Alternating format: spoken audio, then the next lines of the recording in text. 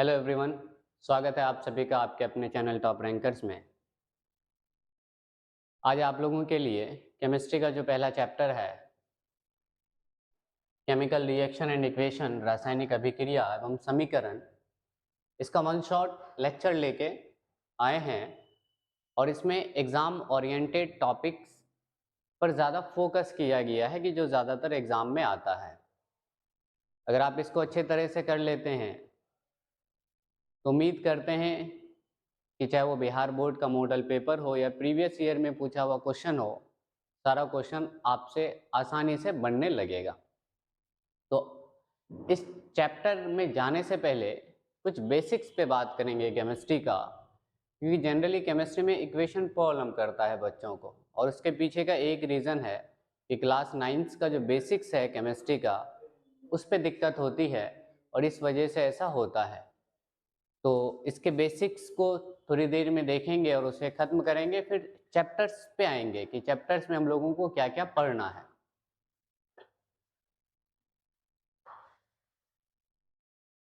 तो सबसे पहले आपको परमाणु संख्या पता होनी चाहिए,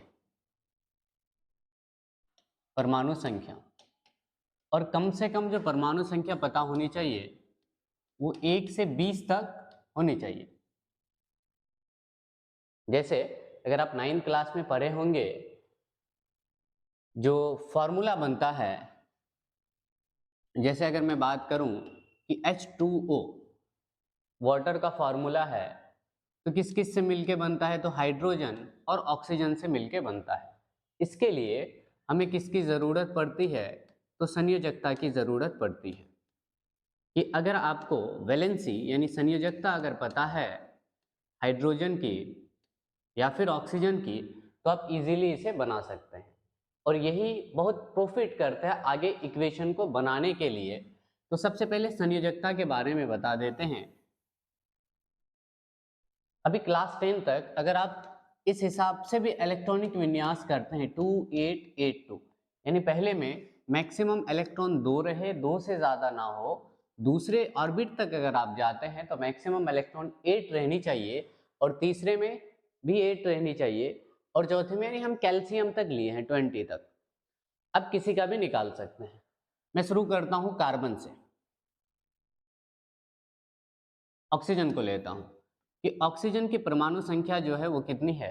तो 8 है। और जब परमाणु संख्या 8 है तो इलेक्ट्रॉनिक विन्यास करेंगे, और इलेक्ट्रॉनिक विन्यास का मतलब ये है कि इलेक्ट्रॉन को बांटना। जितनी परमाणु संख्या होती है उतनी ही नंबर ऑफ इलेक्ट्रॉन होती है, अगर उस पर किसी तरह का कोई चार्ज नहीं है। तो अगर परमाणु संख्या 8 है तो इसमें इलेक्ट्रॉन की संख्या भी कितनी होगी? 8। और जब इसका इलेक्ट्रॉनिक कॉन्फ़िगरेशन करते हैं, इलेक्ट्रॉनिक विन्यास करते हैं, तो पहले में मैक्सिमम कितना इलेक्ट्रॉन? 2। दूसरे में मैक्सिमम कितना जा सकता है? 8। लेकिन अब मेरे पास बचा इलेक्ट्रॉन कितना? 6। तो आ जाएगा 6, आ गया 8। ठीक है। और जब इसका वैलेंस निकालते हैं, संयोजकता निकालते हैं, दो चीज ध्यान रखना, एक होती है संयोजकता और एक होता है संयोजी इलेक्ट्रॉन। संयोजी इलेक्ट्रॉन का मतलब यह है कि बाहर के ऑर्बिट में जितने इलेक्ट्रॉन बच जाता है वही संयोजी इलेक्ट्रॉन है। लेकिन संयोजी इलेक्ट्रॉन और संयोजकता बराबर नहीं होती है। हाँ,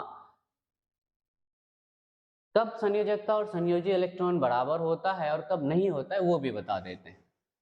तो सबसे पहले हम एक मेटल का लेते हैं तो उसमें क्लियर हो जाएगा। जैसे अगर सोडियम का लेते हैं कि सोडियम की परमाणु संख्या कितनी होती है? 11। और जब इसका इलेक्ट्रॉनिक विन्यास करेंगे तो पहले में आएगा 2, दूसरे में 8, और तीसरे में क्या आता है? तो 1 आता है। तो 11 हो गया, 2 और 10 और 1 11। अगर संयोजी इलेक्ट्रॉन यानी आउटर मोस्ट ऑर्बिट पे नंबर ऑफ इलेक्ट्रॉन, सबसे बाहर के कक्ष पे इलेक्ट्रॉन की संख्या अगर 1 रहे, 2 रहे या 3 रहे, तो वही उसकी संयोजकता होती है।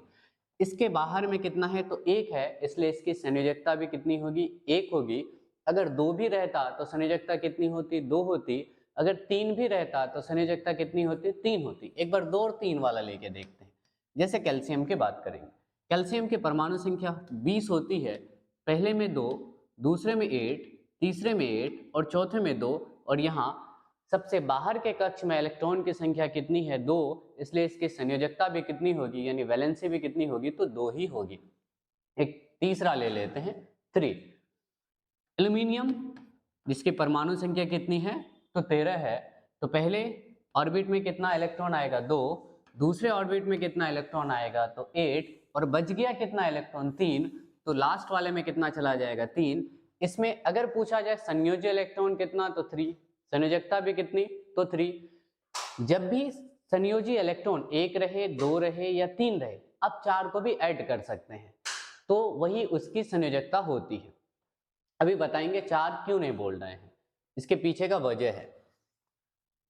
अगर 4 से ज्यादा होता है, संयोजी इलेक्ट्रॉन की संख्या कितनी 4 से ज्यादा हो जाता है, तो ये तो संयोजी इलेक्ट्रॉन है, लेकिन जब हम इसकी संयोजकता निकालेंगे, जब इसकी संयोजकता निकाली जाती है, तो जो संयोजकता होती है, अगर संयोजी इलेक्ट्रॉन 4 से ज्यादा आ जाता है तो उसे 8 से माइनस कर देते हैं, तो इसकी संयोजकता कितनी हो गई तो 2 हो गई। ठीक है, अब जैसे एक और लेते हैं नाइट्रोजन जिसके परमाणु संख्या 7 होती है, तो पहले में कितना आएगा 2, और दूसरे में नंबर ऑफ इलेक्ट्रॉन कितना आ जाएगा तो 5 आएगा। और यहाँ भी अगर आप देखेंगे तो आपको दिखेगा कि यहाँ पे संयोजी इलेक्ट्रॉन यानी वैलेंस इलेक्ट्रॉन जो है ये कितना है तो 5 है, और जब भी 4 से ज़्यादा रहे, अगर इसकी संयोजकता निकालनी है तो संयोजकता निकालने के लिए इसे 8 से माइनस कर देते हैं, और जब भी 8 से 5 को माइनस करेंगे तो कितना आएगा 3 आएगा। ठीक, और अगर कार्बन को देखते हैं तो कार्बन की परमाणु संख्या कितनी होती है 4 होती है, तो पहले में कितना आएगा 2, और दूसरे में कितना आएगा 4, 6 हुआ। चाहे इसलिए बोल रहे थे चाहे तो आप 4 को ऐड करें कि आउटर मोस्ट ऑर्बिट वाले में, या ना करें, बात बराबर। अगर आप इसे 8 से माइनस भी करते हैं फिर भी 4, या 4 रहने देते हैं वो 4 रहेगा ही। लेकिन कार्बन है क्या, एक क्वेश्चन आता है। एक्चुअली कार्बन इलेक्ट्रॉन शेयर नहीं करता, वजह है अगर इसे स्टेबिलिटी चाहिए तो दूसरे ऑर्बिट में इसके पास इलेक्ट्रॉन 8 होना चाहिए, दूसरे ऑर्बिट में 8 होना चाहिए, लेकिन दूसरे ऑर्बिट में इसके पास कितना है 4 है। और जब ये दूसरे से 4 इलेक्ट्रॉन ले, एक पहला तो ये है, या फिर ये करे कि ये इलेक्ट्रॉन दूसरे को दे दे, 4 इलेक्ट्रॉन दूसरे को दे दे, ये दोनों करना पॉसिबल नहीं है। उसके पीछे का वजह यह है कि अगर कार्बन 4 इलेक्ट्रॉन किसी दूसरे तत्व से लेता है तो उसके सेंटर पे जो है ये मास क्या हो जाएगा, यानी द्रव्यमान जो है ये क्या हो जाएगा तो बढ़ जाएगा, जिसके वजह से कार्बन का अस्तित्व खत्म हो जाएगा। उसी तरह अगर 4 इलेक्ट्रॉन दूसरे को दे दे, क्योंकि एक इलेक्ट्रॉन निकालना 2 इलेक्ट्रॉन निकालना बहुत आसान है, इलेक्ट्रॉन भी एक बल द्वारा बंधा हुआ रहता है, और 4 इलेक्ट्रॉन को निकालना बहुत मुश्किल काम है, इसलिए 4 इलेक्ट्रॉन वो शेयर नहीं कर सकता, यानी दूसरे को नहीं दे सकता। और अगर किसी कारण दे भी दे तो ये कार्बन बहुत हल्की तत्व बन जाएगी, फिर भी इसका अस्तित्व नहीं रहेगा। तो अगर आपको संयोजकता निकालने के लिए आता है कि किस तत्व की संयोजकता कितनी होती है, तो आप इजीली इक्वेशन को समझ सकते हैं। इक्वेशन को समझना आसान हो जाएगा। कुछ फार्मूला पे पहले बात करते हैं। अभी H2O के बारे में बता रहे थे कि अगर H2O बनाना हो तो क्या क्या चाहिए, तो हाइड्रोजन चाहिए और ऑक्सीजन चाहिए। ठीक है, और हाइड्रोजन की जो संयोजकता होती है ये कितनी होती है तो 1 होती है, परमाणु संख्या 1 और संयोजकता भी 1। ऑक्सीजन की जो संयोजकता होगी ये कितनी होगी 2 होगी।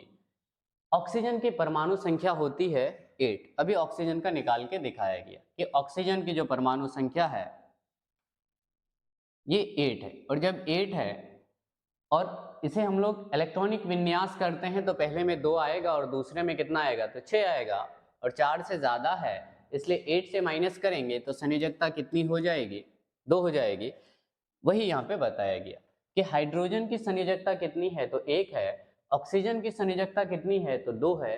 जो उसकी वैलेंसी होती है वो क्रॉस हो जाता है, क्रिस क्रॉस मेथड बोला जाता है इसे, यानी 1 जो वैलेंसी है वो ऑक्सीजन के साथ चला जाएगा, और जो ऑक्सीजन की 2 वैलेंसी है वो हाइड्रोजन के साथ चला जाएगा, इसलिए जो तत्व बनेगा वो बनता है H2O, यानी H2O। उसी तरह एक और फार्मूला लेते हैं, कैल्शियम कार्बोनेट।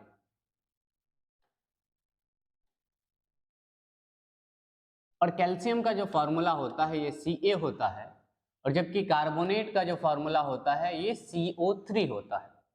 अब दूसरी चीज क्या है कि आपको इसकी संयोजकता पता होनी चाहिए। कैल्शियम की संयोजकता 2 होती है, अभी पीछे बताया गया कैल्शियम की संयोजकता निकाल के कि कैल्शियम की संयोजकता कितनी होती है, 2 होती है।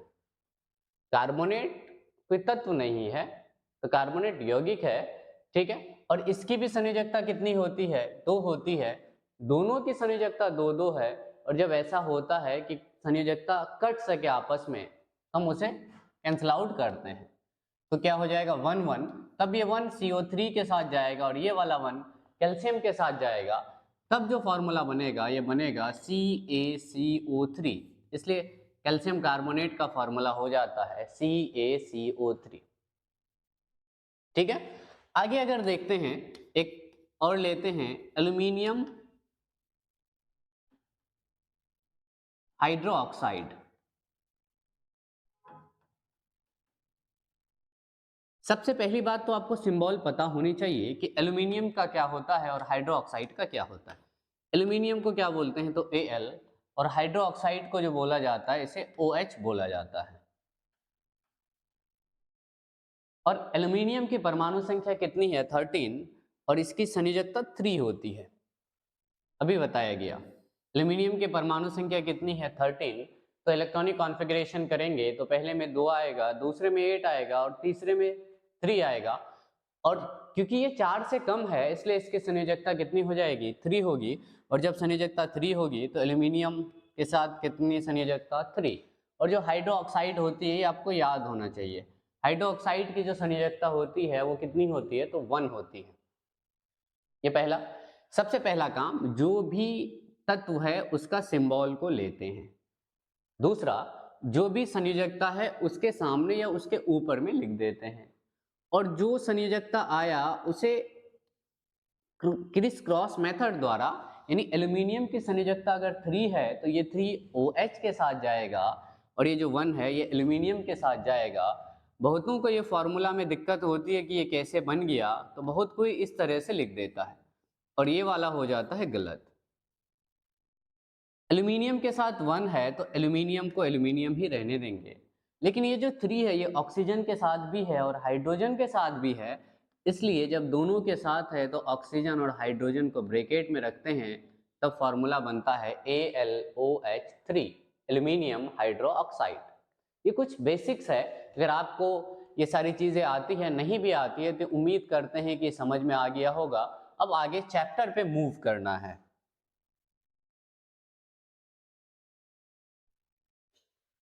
तो पहला है रासायनिक अभिक्रिया, कि रासायनिक अभिक्रिया किसको बोलते हैं।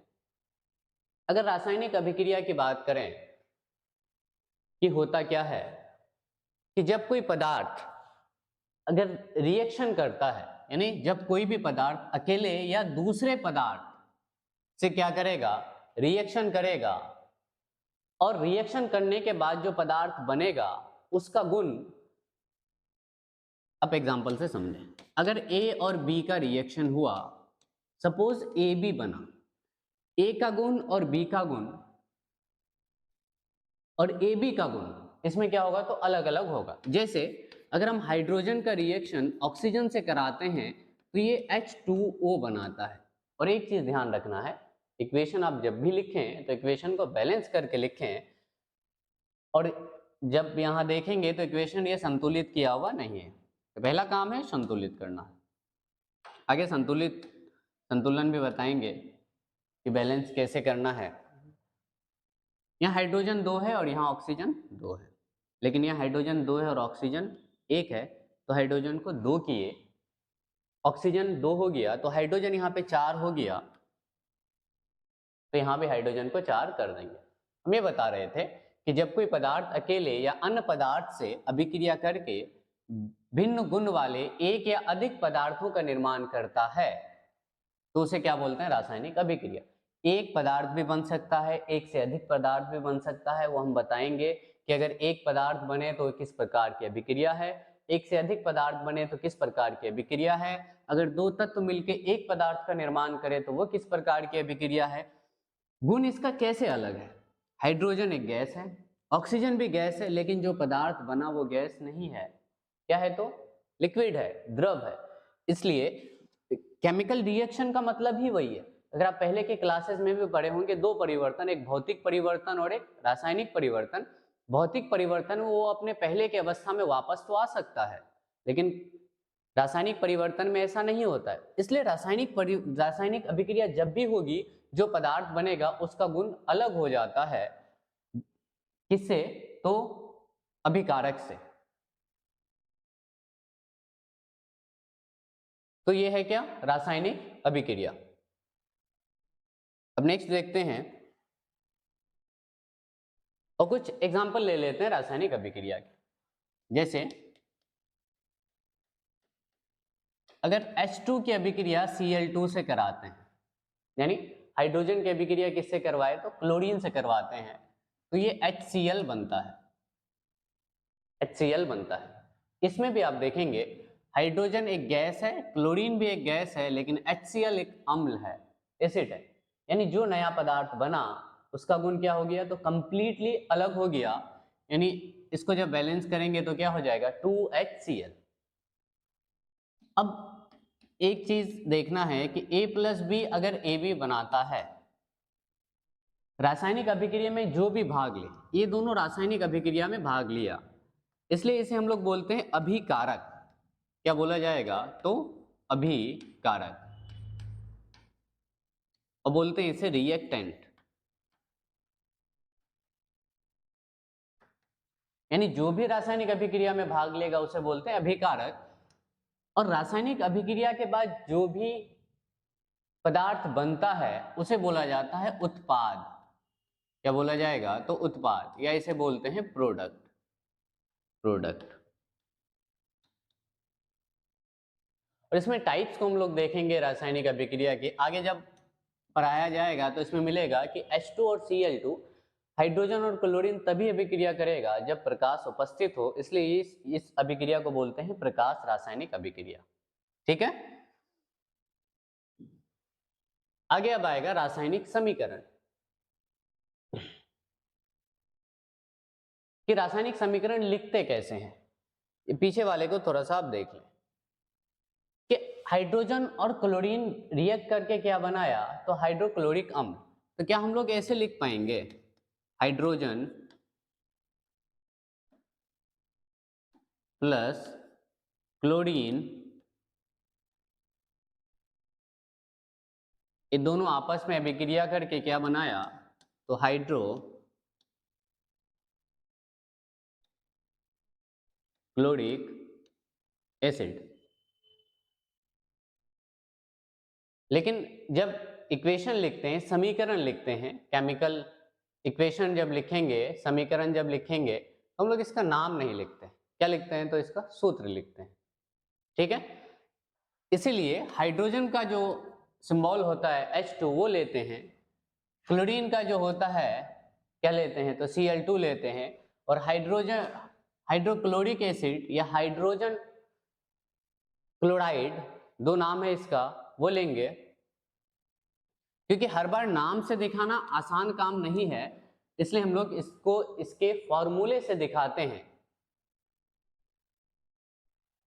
अब क्वेश्चन ये एक आ सकता है कि हाइड्रोजन का सिंबल तो H पड़े है, लेकिन H2 कैसे आया? क्लोरीन का सिंबल Cl है, फिर भी इसका Cl2 कैसे आया? जितने सारे गैस हैं पीरियोडिक टेबल में, जितने सारे आपको गैस दिखेंगे, उसे हमेशा दो एटम के साथ ही दिखाते हैं। ठीक है। हाइड्रोजन भी क्या है? तो गैस है, तो दो एटम रहेगा। क्लोरीन भी क्या है? गैस है, तो दो एटम रहेगा। O2, अगर O2 लिखा हुआ मिले इसका मतलब ये गैस है। सिर्फ वो मिले यानी ऑक्सीजन तत्व की बात हो रही है। अगर O3 मिले तो O3 पता होगा, ओजोन को बोलते हैं। किसको बोलते हैं? तो ओजोन को बोलते हैं। यानी किसी भी रासायनिक अभिक्रिया को उसके सूत्रों से दिखाना ही रासायनिक समीकरण है, वही आपको आगे मिलेगा। किसी रासायनिक अभिक्रिया में भाग लेने वाले पदार्थ के संयोग के संकेतों एवं सूत्रों की सहायता से उस अभिक्रिया का संक्षिप्त निरूपण रासायनिक समीकरण कहलाता है।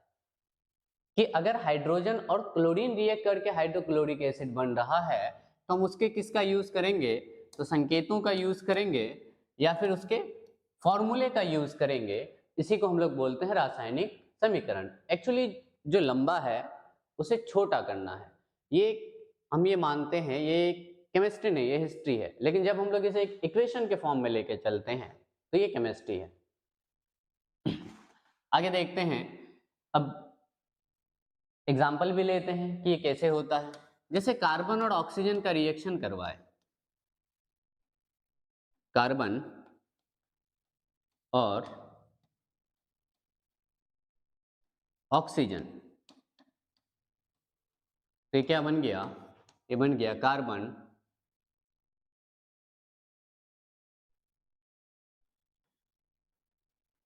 Carbon die oxide.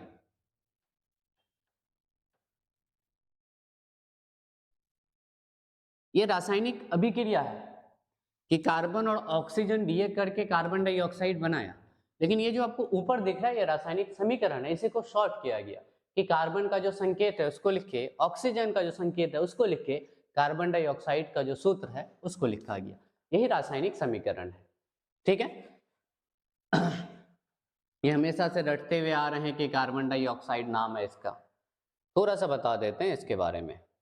अगर आपको कहीं एक एटम दिखे, एक अणु, एक को बोला जाता है मोनो, क्या बोलते हैं, तो मोनो। दो अणु रहे तो इसे बोलेंगे डाई,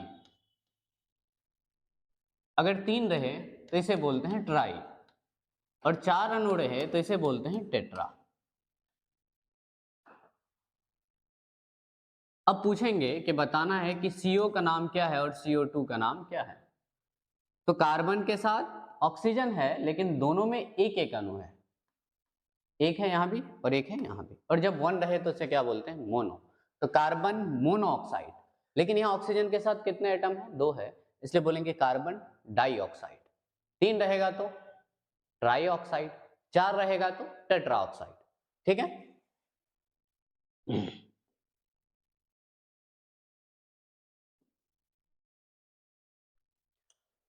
अब जो रासायनिक समीकरण है कि उसको संतुलित कैसे करते हैं। अगर ये पूछा जाए कि क्या ये रासायनिक समीकरण संतुलित है, तो हाँ संतुलित है, क्योंकि दोनों तरफ मिला के देखते हैं। संतुलन, संतुलन का मतलब ये है कि अभिकारक और प्रतिफल दोनों तरफ, दोनों का द्रव्यमान बराबर होना चाहिए। अगर कार्बन इधर एक है तो इधर भी कार्बन कितनी होनी चाहिए, 1। अगर इधर ऑक्सीजन 2 है तो इधर भी ऑक्सीजन कितनी होनी चाहिए, 2 होनी चाहिए। ठीक है, लिख तो ये वाला क्या है, बैलेंस है। लेकिन क्या मैं अगर आपको पूछूं कि H2 और प्लस में Cl2 ये क्या बनाया, तो HCl, क्या ये समीकरण संतुलित है, तो ये समीकरण संतुलित नहीं है, क्योंकि इधर हाइड्रोजन कितने हैं, 2, और जबकि प्रतिफल में हाइड्रोजन केवल 1 है। इधर क्लोरीन 2 है और इधर क्लोरीन कितना है, तो 1 है। तो जब आप बैलेंस करेंगे तो यहाँ पे 2 लगा देंगे, हाइड्रोजन और क्लोरीन क्या हो जाएगा, तो संतुलित हो जाएगा। जब भी संतुलित करना हो, चाहे वन तो नहीं लगता है, 2, 3 कुछ भी लगाएं, तो हमेशा तत्व के पहले लगता है, तत्व के बाद नहीं लगता। जिस तत्व के लिए लगा रहे हैं उससे हमेशा पहले ही लगेगा। जैसे क्लोरीन के लिए 2 यूज करेंगे तो ये तो यौगिक है ना, क्लोरीन और हाइड्रोजन साथ में है, इसलिए हमेशा पहले लगता है। अब आगे इसमें संतुलित रासायनिक समीकरण देखते हैं। संतुलित रासायनिक समीकरण का मतलब ये है, अभी बताया गया कि समीकरण में एक तरफ अभिकारक होगा और एक तरफ प्रतिफल होगा, तो अभिकारक और प्रतिफल में तत्वों की संख्या जो है वो हमेशा क्या होगी, तो बराबर होगी। हाँ, एक चीज और, रासायनिक समीकरण में अभिकारक में जो तत्व होगा प्रतिफल में भी वही तत्व होगा, कोई नया ऐड नहीं होता है। तो पहले संतुलित रासायनिक समीकरण देखते हैं कि संतुलित रासायनिक समीकरण क्या होता है। कुछ एग्जाम्पल लेते हैं, उसको बैलेंस करवाते हैं कि संतुलित रासायनिक समीकरण मतलब इक्वेशन को हम लोग बैलेंस कैसे करेंगे। पहले जो है 5 क्वेश्चन आता था बैलेंस करने के लिए, अभी आई थिंक MCQs में आता है कि निम्न में से कौन संतुलित रासायनिक समीकरण है।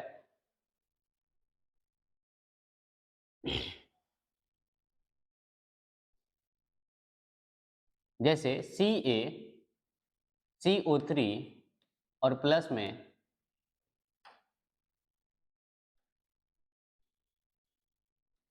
CaO और प्लस में CO2। अब इसको संतुलित करने के लिए कहा जाए, पहले तो आपको नाम पता होना चाहिए, कैल्शियम कार्बोनेट। इसका नाम है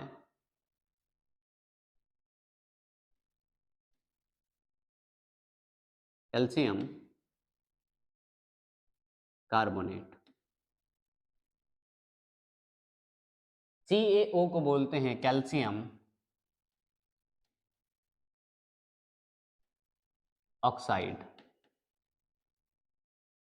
CO2 को बोला जाता है कार्बन डाइऑक्साइड।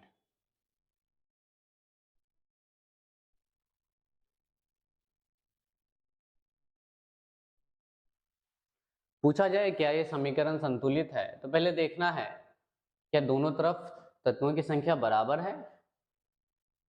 कैल्शियम इधर कितना है तो 1 है, और दूसरी तरफ जब कैल्शियम को देखेंगे तो इधर भी कैल्शियम कितना है तो 1 है, तो कैल्शियम तो बराबर है। एक चीज ध्यान रखना है कि रासायनिक समीकरण को जब आप संतुलित करेंगे तो ऐसा भी होता है कि संतुलित करने के चक्कर में जो पहले से संतुलित था वो भी बिगड़ जाता है, तो फिर बाद में आप उसे आराम से संतुलित कर सकते हैं। या ऐसा भी होता है कि दो चीज असंतुलित है, एक को आप संतुलित करेंगे तो सबके सब अपने आप संतुलित हो जाता है। ठीक है, आगे देखते हैं। कार्बन इधर कितना है तो 1 है, और इधर भी कार्बन कितना है तो 1 है।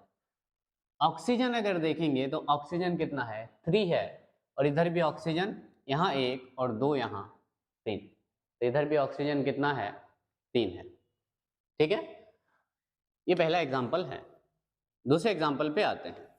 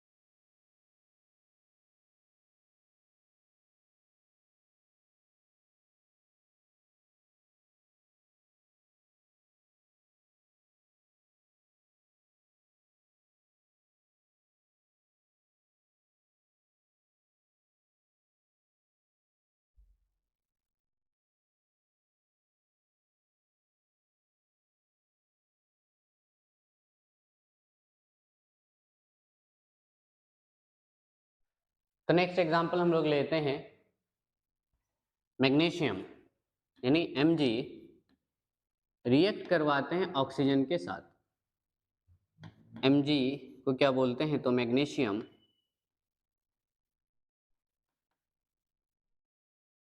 और O2 को क्या बोला जाता है तो ऑक्सीजन। और जब ये दोनों आपस में रिएक्ट करेगा तो क्या बन जाता है मैग्नीशियम ऑक्साइड यानी MgO। इसमें भी बहुतों को डाउट होती है, मैं फटाफट इसको क्लियर करता हुआ चलूं कि आप ये बोलेंगे यहाँ तो मैग्नीशियम 1 है, यहाँ भी मैग्नीशियम 1 है, लेकिन यहाँ ऑक्सीजन 2 था और यहाँ ऑक्सीजन 1 हो गया। ये रिएक्ट करके जब भी यौगिक बनाएगा, जो स्टार्टिंग में बताए कि वैलेंसी यूज होता है और वो क्रिस क्रॉस मेथड से नया यौगिक बना लेगा। जैसे अगर देखा जाए तो क्या क्या है तो मैग्नीशियम है और ऑक्सीजन है। अभिकारक में क्या है कितने अणु है उससे कोई मतलब नहीं है। मैग्नीशियम की संयोजकता कितनी 2। कैसे तो मैग्नीशियम की परमाणु संख्या कितनी होती है 12। इलेक्ट्रॉनिक कॉन्फ़िगरेशन करेंगे तो आएगा 282। तो संयोजी इलेक्ट्रॉन आउटर मोस्ट ऑर्बिट पे नंबर ऑफ इलेक्ट्रॉन कितना है 2 है, यानी 4 से कम है तो संयोजकता 2। और ऑक्सीजन की भी संयोजकता कितनी 2। सेम रहेगा तो कैंसिल आउट करेंगे तो 1 1। तो क्या बन गया MgO, इसलिए ये बनता है मैग्नीशियम ऑक्साइड। ठीक है, लेकिन क्या ये बैलेंस है तो बैलेंस नहीं है। क्यों बैलेंस नहीं है, क्योंकि इधर मैग्नीशियम 1 है और प्रोडक्ट में भी मैग्नीशियम 1 है, इससे कोई दिक्कत नहीं है। लेकिन ऑक्सीजन कितना है? 2 है अभिकारक में, रिएक्टेंट में, जबकि प्रोडक्ट में ऑक्सीजन कितना है? तो 1 है। तो अगर हम इसको 2 कर दें तो ऑक्सीजन कितना हो गया? 2 हो गया। लेकिन अब मैग्नीशियम अनबैलेंस हो गया, मैग्नीशियम बैलेंस ही नहीं है। यही बता रहे थे कि जब आप एक चीज को बैलेंस करेंगे तो दूसरा अनबैलेंस हो जाएगा, फिर आप उसको बाद में बैलेंस कर सकते हैं। यानी अब मैग्नीशियम को भी कितना बना देंगे? 2, तो अब ये बैलेंस है। एग्जाम में जब भी इक्वेशन लिखना है, रासायनिक समीकरण लिखना है, तो ध्यान रखना है इक्वेशन बैलेंस रहे। संतुलित इक्वेशन ही लिखना बेहतर होता है, मार्क्स कम से कम नहीं कटेगा। ठीक है। और बुक में भी आपको संतुलित करने के लिए बहुत क्वेश्चन मिल जाएगा और उम्मीद करते हैं कि वो आप बैलेंस कर लेंगे। एक्चुअली मैराथन है, 1 शॉट है, तो मैं ज़्यादा इसमें डीप नहीं जा सकता हूँ और क्वेश्चन एग्जाम ओरिएंटेड लेके चलना पड़ता है कि एग्जाम में क्वेश्चन किस तरह का आ सकता है। तो नेक्स्ट स्लाइड, असंतुलित रासायनिक समीकरण। ये संतुलित करने से पहले क्या था? ये तो असंतुलित ही था। ठीक है। असंतुलित रासायनिक समीकरण का मतलब ये है कि जो हमारा रिएक्टेंट होगा, अभिकारक और प्रतिफल, दोनों तरफ अणुओं की संख्या जो है ये बराबर नहीं होगी। इसको अगर हम ऐसे ही छोड़ देते, संतुलित नहीं करते, ठीक है, इसको 2 और यहाँ के 2 को हटा देते, तब ये असंतुलित रासायनिक समीकरण रहता है। यानी असंतुलित रासायनिक समीकरण में दोनों तरफ बराबर नहीं होता है। अगला आते हैं कि रासायनिक समीकरण को लिखते कैसे हैं। ठीक है। अब एक चीज देखें आप, अभी बताया गया कि सपोज ए और बी आपस में रिएक्ट कर रहा है, तो एक तत्व बनाया, मान लेते हैं A2 प्लस B2, अब कुछ भी ले सकते हैं। तो ये जो है, यानी ये जो एरो है, एरो से किस साइड में? तो लेफ्ट साइड में, यानी बाईं तरफ जो भी है ये क्या है? तो अभिकारक है। क्या है? अभिकारक है। तो अगर रासायनिक समीकरण को लिखा कैसे जाता है ये लिखेंगे तो पहला पॉइंट तो यही आएगा कि रासायनिक समीकरण में अभिकारक को तीर के बाईं तरफ लिखा जाता है और जो भी अभिकारक है, 2 या 2 से अधिक अभिकारकों के बीच धन चिन्ह यानी प्लस का साइन आता है। 2 पॉइंट। तीसरा, अब ये जो हमारे पास बन रहा है तो ये क्या है? तो ये प्रोडक्ट है यानी प्रतिफल है, और जो प्रतिफल है इसको कहाँ लिखेंगे? तो इसे एरो से किधर लिखते हैं? तो राइट साइड में यानी दाहिने तरफ लिखा जाता है। और जब प्रोडक्ट यानी प्रतिफल 2 या 2 से ज्यादा आए तो उन प्रतिफलों के बीच भी किसका साइन आता है? तो प्लस का साइन आता है। तब देखते हैं कि इसमें है क्या क्या। जो आपको बताया वो मिलेगा। रासायनिक समीकरण को लिखने के नियम क्या है, कैसे लिखते हैं? तो पहला मिलेगा कि अभिक्रिया के अभिकारकों को किससे दिखाते हैं? तो उनके संकेतों या अनुसूत्रों के पदों में समीकरण के बाईं ओर लिखा जाता है। ठीक है। किधर लिखेंगे? तो बाईं ओर लिखेंगे। सपोज एक एग्जांपल लेते हैं कि सोडियम हाइड्रोक्साइड प्लस HCl जब ये आपस में क्या करता है? तो रिएक्ट करेगा,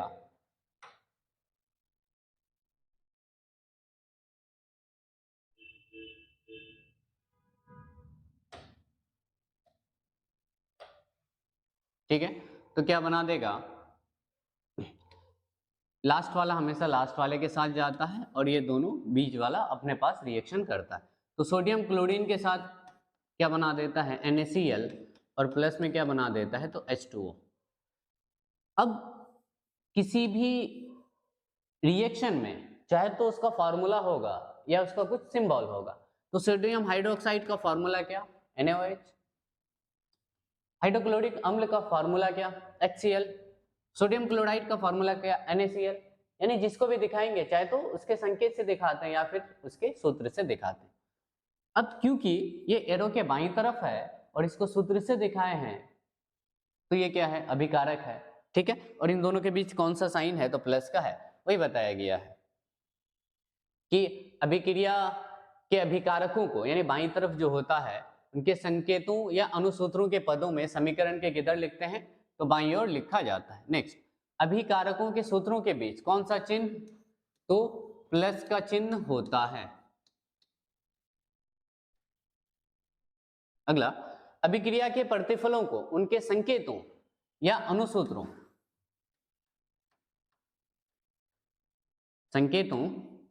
या अनुसूत्रों के पदों में किधर लिखेंगे, तो समीकरण के दाईं ओर। जो प्रतिफल बनेगा वो कौन से साइड में, राइट साइड में लिखा जाता है।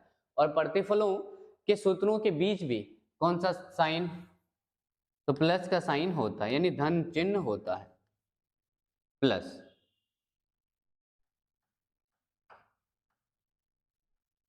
प्लस का साइन होगा, ठीक है। अब हम लोगों को टाइप्स ऑफ रिएक्शन पढ़ना है, जो इस चैप्टर में सबसे ज्यादा इंपॉर्टेंट है, ठीक है। कि कुछ टाइप्स को छोड़ा गया है, एक दो ज्यादा नहीं, जो एग्जाम में जनरली आता नहीं। तो विभिन्न प्रकार के रासायनिक अभिक्रियाएं, यानी जो रिएक्शंस है उसको देखना है।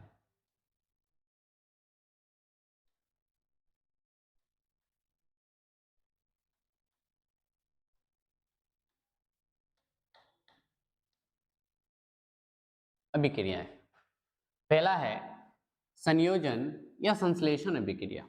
संयोजन का मतलब क्या, कॉम्बिनेशन, किसी चीज का जुड़ना क्या है, तो संयोजन है। उसी को क्या बोलते हैं, संश्लेषण अभिक्रिया भी बोलते हैं। जैसे ए है और बी है, ये दोनों मिलके क्या बनाया, ए बी, एक ही उत्पाद बना। जब भी प्रोडक्ट केवल एक बने वो संयोजन अभिक्रिया है। ये क्या था, दो अलग अलग अभिकारक और दोनों मिलके एक ही प्रोडक्ट बनाता है, तो इस अभिक्रिया को बोलते हैं संयोजन अभिक्रिया या संश्लेषण अभिक्रिया। मिलेगा आपको डेफिनेशन। ऐसी अभिक्रिया जिसमें दो या दो से अधिक पदार्थ परस्पर योग करके या संयोग करके या अभिक्रिया करके एक नए पदार्थ का निर्माण करते हैं, और नए पदार्थ का जो गुण होगा वो मूल पदार्थ के गुण से अलग होता है। यानी ए बी का जो गुण होगा ए और बी के गुण से क्या होगा, तो अलग होगा, लेकिन उत्पाद कितना बनाता है, तो एक नए पदार्थ का निर्माण करेगा, ठीक है। अब इसमें कुछ चीज आता है वो पढ़ना है। पहला है कार्बन और ऑक्सीजन के बीच संयोग, यानी अगर हम कार्बन और ऑक्सीजन के बीच अभिक्रिया करते हैं तो क्या बनता है। यानी जब कार्बन लेंगे और क्या लेंगे, तो ऑक्सीजन लेंगे, और कार्बन का सिंबल सी होता है, और समीकरण में चाहे तो फॉर्मूले से दिखाएंगे, सूत्र से, या फिर उसके संकेत से। कार्बन और क्या लेंगे, तो ऑक्सीजन, और जब ये आपस में रिएक्ट करेगा तो क्या बनाएगा, कार्बन डाइऑक्साइड। और ये पहले से क्या है, तो संतुलित है, तो इसका नाम क्या हो जाएगा, कार्बन डाई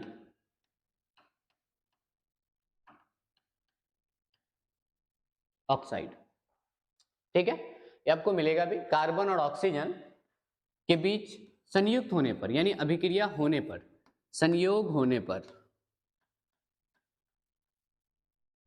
होने पर क्या बनता है, तो कार्बन डाइऑक्साइड बनता है। क्या बनता है, कार्बन डाइऑक्साइड गैस बनती है। और जब आप गैस को दिखाएंगे तो गैस का सिंबल इस तरह का है। कुछ संकेत के बारे में देख लें। अगर एरो ऊपर की ओर जा रही है इसका मतलब ये गैस है। क्या है, गैस। अगर एरो को नीचे दिखाया जा रहा है तो ये क्या है, अवक्षेप है। अभी आगे पर आएंगे अवक्षेपण अभिक्रिया, तो ये क्या है, अवक्षेप है। अगर एरो इस तरह का है, ट्रायंगल, इसका मतलब किसी वस्तु को हीट किया जा रहा है, यानी गर्म किया जा रहा है। तो संयोजन अभिक्रिया में पहला ये पढ़े कि जब कार्बन और ऑक्सीजन की अभिक्रिया कराई जाती है तो क्या बनता है। यानी जब कार्बन और ऑक्सीजन की अभिक्रिया कराएंगे तो कार्बन डाइऑक्साइड गैस बनेगी। क्वेश्चन आता है ना कभी कभार, कार्बन डाइऑक्साइड की मात्रा वायुमंडल में कितनी है, 0.03%। दुनिया में लगभग सभी चीजों पे कार्बन मिलेगा। केमिस्ट्री का एक चैप्टर है कार्बन और उसके यौगिक, 4th चैप्टर, ठीक है। अगला आते हैं इसका, अगला है मैग्नीशियम एवं ऑक्सीजन के बीच संयोग, यानी मैग्नीशियम और ऑक्सीजन के बीच संयोग करेंगे। ये सेम रिएक्शन आपको पहले बताया गया। अब अगर आप पीछे देखेंगे, ये जो बताया गया, क्या ये संयोजन अभिक्रिया है, तो बिल्कुल है, क्यों? क्योंकि इसमें अभिकारक जो है 2 है, लेकिन प्रोडक्ट एक ही बन रहा है। कितना बन रहा है? तो एक ही उत्पाद बन रहा है, इसलिए ये अभिक्रिया जो है संयोजन अभिक्रिया है। दूसरा, मैग्नीशियम और ऑक्सीजन के बीच अगर अभिक्रिया कराया जाए, यानी मैग्नीशियम का जो सिंबल लेंगे वो क्या लेंगे? Mg, और प्लस ऑक्सीजन गैस है इसलिए क्या लेंगे? तो O2 लेते हैं और इसका नाम भी लिख देते हैं। Mg से क्या होता है? तो मैग्नीशियम,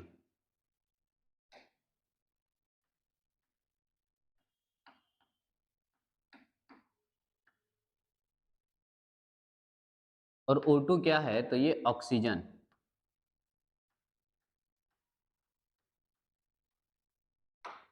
और ये दोनों जब आपस में अभिक्रिया करता है तो क्या बनाएगा? MgO, यानी मैग्नीशियम ऑक्साइड बनाता है। क्या बनाएगा? तो मैग्नीशियम ऑक्साइड।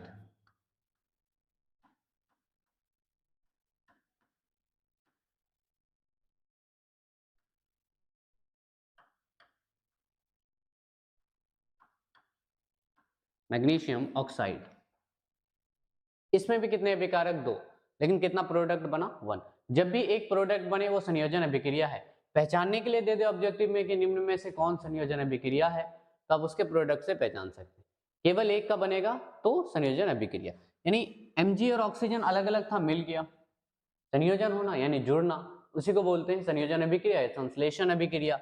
ये संतुलित नहीं है, इसलिए आपको इसे क्या करना है? तो संतुलित कर देना है।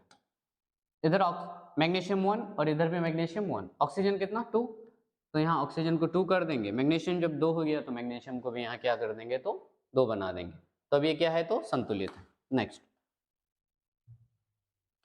अगला आते हैं वियोजन या अपघटन अभिक्रिया। संयोजन अभिक्रिया और वियोजन अभिक्रिया एक दूसरे के रेसिप्रोकल है, यानी उल्टा है। संयोजन अभिक्रिया में 2 या 2 से अधिक अभिकारक क्या हो जाता है? मिलके एक ही प्रोडक्ट बनाएगा। लेकिन वियोजन अभिक्रिया में क्या होता है? ये जो एक प्रोडक्ट है ये क्या हो जाता है? टूट जाता है। टूट के 2 या 2 से अधिक बना देगा। जैसे पीछे से ही समझाते हैं। अगर कैल्शियम ऑक्साइड और कार्बन डाइऑक्साइड की अभिक्रिया कराई जाए तो ये कैल्शियम कार्बोनेट बनाता है, ठीक है। लेकिन वियोजन अभिक्रिया में यही कैल्शियम कार्बोनेट टूट के कार्बन डाइऑक्साइड और कैल्शियम ऑक्साइड बना देगा। यही वियोजन अभिक्रिया है। अब इसका डेफिनेशन पहले देखते हैं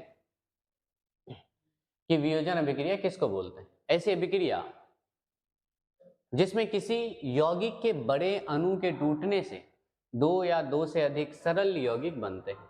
एक बड़ा अणु है, टूट के 2 या 2 से अधिक क्या बना देगा? तो सरल अणु, जिनके गुण मूल यौगिक के गुण से क्या होते हैं? तो बिल्कुल अलग होते हैं। एग्जाम्पल जैसे बताया गया, एग्जाम्पल यहाँ से शुरू करते हैं। ए नंबर में देखें, कैल्शियम कार्बोनेट का अपघटन। कैल्शियम कार्बोनेट का ये अपघटन, बस ये ध्यान रखना है, अपघटन अभिक्रिया या वियोजन अभिक्रिया में कोई चीज क्या हो जाता है? तो टूट जाता है, ठीक है। कैल्शियम कार्बोनेट जो है CaCO3 जो है, इसी को क्या बोलते हैं? तो कैल्शियम कार्बोनेट। और जब इसे क्या किया जाता है? तो गर्म किया जाता है। और बताए गर्म को किससे दिखाते हैं? तो एरो से। तो ये क्या बन जाएगा? कैल्शियम ऑक्साइड और कार्बन डाइऑक्साइड बन जाएगा। और यही है वियोजन अभिक्रिया। एक यौगिक था, टूट के 2 बन गया, तो ये कौन सी अभिक्रिया हो जाएगी? वियोजन अभिक्रिया।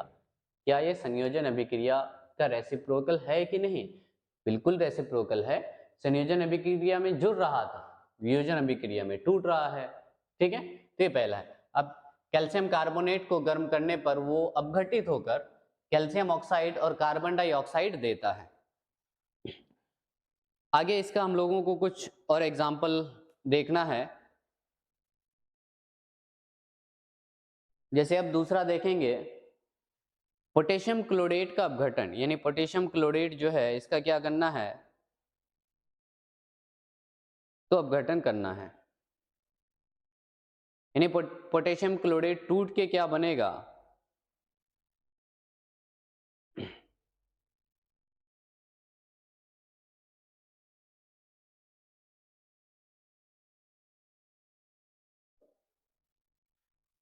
तो क्या है, पोटेशियम क्लोराइड को गर्म करने पर वो अपघटित होकर पोटेशियम क्लोराइड बनाता है। टाइपिंग मिस्टेक्स हो जाता है ये।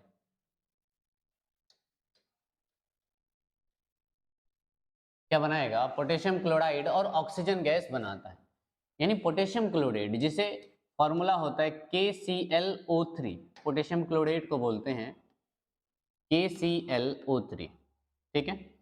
और KClO3 को जब क्या करेंगे तो गर्म करेंगे तो इसका अपघटन होगा। अपघटन का मतलब टूटना, और अपघटन होके क्या बनाता है, तो क्या है कि पोटेशियम क्लोराइड, और क्या बना देगा, तो ऑक्सीजन गैस बनाता है।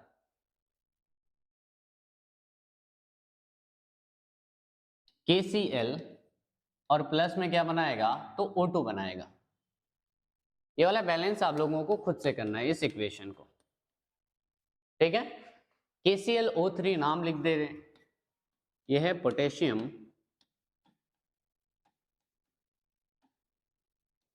क्लोरेट,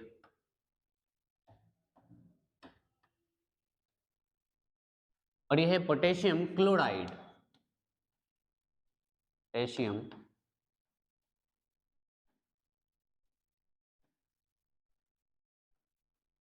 क्लोराइड, और O2 को बोलते हैं तो क्या है ये, ऑक्सीजन, ठीक है। नेक्स्ट आते हैं, और नेक्स्ट है वैद्युत अपघटन।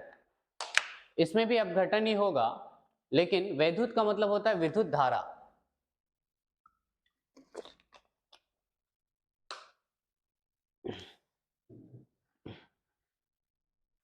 वैद्युत शब्द आपको कहीं भी अगर दिखे तो इसका मतलब होता है विद्युत धारा, विद्युत धारा। वियोजन में क्या कर रहे थे, हीट कर रहे थे, इसमें विद्युत धारा पास करेंगे, और जब विद्युत धारा पास करेंगे तो ये क्या हो जाएगा, अलग हो जाएगा। तो इसमें एक चीज ध्यान रखना है, तो मैं आपको दो चीज के बारे में पहले बता देता हूं, एक एनोड और एक कैथोड।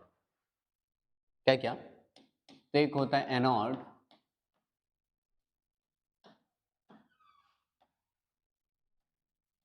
और दूसरा जो आएगा ये आएगा कैथोड, कैथोड।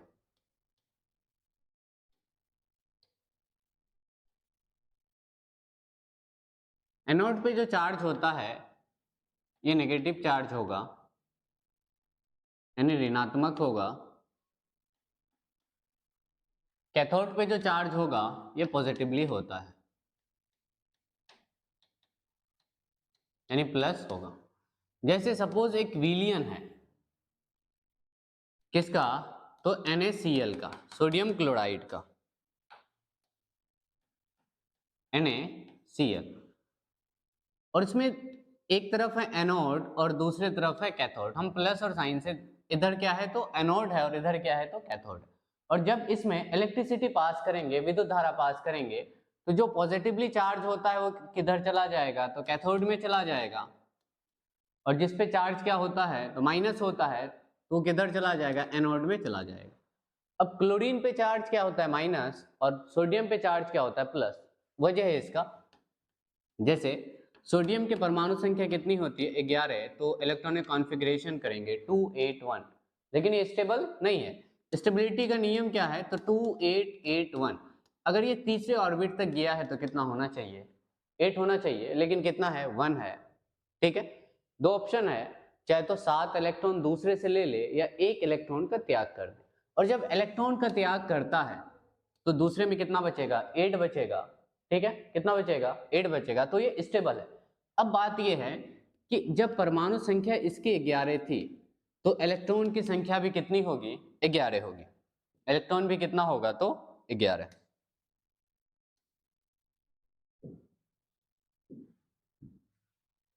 यानी इलेक्ट्रॉन कितना होगा, 11, और प्रोटॉन भी कितना होगा, 11। लेकिन जब भी एक इलेक्ट्रॉन दूसरे को दे दिया तब एक इलेक्ट्रॉन कम हो जाएगा, इलेक्ट्रॉन पे चार्ज माइनस और प्रोटॉन पे प्लस। और जब एक इलेक्ट्रॉन कम हो जाएगा तो अब इलेक्ट्रॉन बचा कितना, 10। और साइन किसका ज्यादा हो जाएगा, क्योंकि प्रोटॉन 11 है प्लस में, और इलेक्ट्रॉन 10 है माइनस में, इसलिए फिर भी क्या होगा +1, तो सोडियम पे चार्ज चला जाता है +1। वहीं क्लोरीन इसका उल्टा है कि क्लोरीन के परमाणु संख्या 17 होती है तो क्या हो जाएगा 287। स्टेबिलिटी तो इसमें भी नहीं है क्योंकि तीसरे पे कितना चाहिए 8 चाहिए, तो ये एक इलेक्ट्रॉन दूसरे से लिया, और जब एक इलेक्ट्रॉन दूसरे से लेगा तो इसका उल्टा हो जाएगा, प्रोटॉन अनचेंज्ड है, प्रोटॉन जितना है उतना ही रहेगा। एक इलेक्ट्रॉन कितना था तत्व के पास, परमाणु संख्या जब 11 थी तो इलेक्ट्रॉन भी 11। अगर इसकी परमाणु संख्या 17 है तो इलेक्ट्रॉन भी कितनी होगी 17, और जब एक इलेक्ट्रॉन दूसरे से लेगा तो अब इलेक्ट्रॉन कितना हो जाएगा 18, तो माइनस वाला चार्ज बढ़ जाता है, इसलिए क्लोरीन पे जो चार्ज आ जाएगा वो क्या आ जाएगा नेगेटिव। ठीक है, डाउट हो जाता है कि एनोड नेगेटिव है या कैथोड नेगेटिव है, तो एक चीज ध्यान रखना, नेगेटिव किससे स्टार्ट होता है तो एन से, याद रखने के लिए है केवल। और आप देखेंगे कैथोड में एन नहीं आता, किस में आता है तो एनोड में आता है, इसलिए एनोड जो होगा वो ऋणात्मक ही दिखाता है। अब वैद्युत अपघटन पे आते हैं।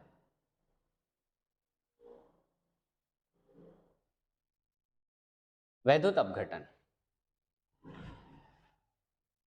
वैद्युत अपघटन का मतलब विद्युत धारा पास करेंगे तो क्या हो जाएगा अलग, जैसे सोडियम क्लोराइड है,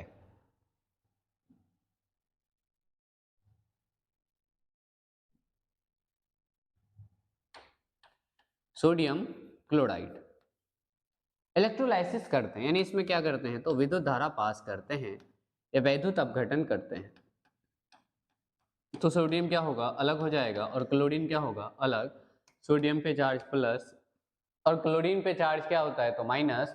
पूछा जाए सोडियम किस में जाएगा तो सोडियम पे चार्ज प्लस है ना, तो ये कैथोड पे, क्लोरीन पे चार्ज क्या है माइनस, तो ये किस पे चला जाएगा एनोड पे चला जाएगा। अब वैद्युत अपघटन अलग अलग पदार्थों का कर सकते हैं, जैसे पहला है किसका सोडियम क्लोराइड का, जो एग्जांपल दिया गया उसी का है। ठीक है, तो क्या बोला है द्रवित जो सोडियम क्लोराइड है उसमें क्या करेंगे तो विद्युत धारा पास करेंगे, जब विद्युत धारा पास करते हैं प्रवाहित, गलत है आप ठीक कर लेंगे इसे, करने पर सोडियम क्लोराइड अपघटित हो जाता है, अपघटन का मतलब टूट जाना।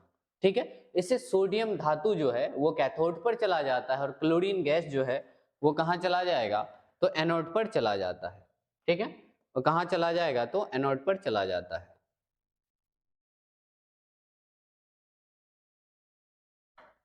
ठीक है,